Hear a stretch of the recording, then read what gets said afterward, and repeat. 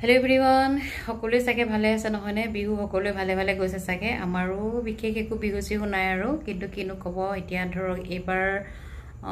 বিহু আসলতে মা ঢুকুৱা প্ৰথম বিহু মা যিহেতু মাঘৰ উৰুকা দিনাখন ঢুকাইছে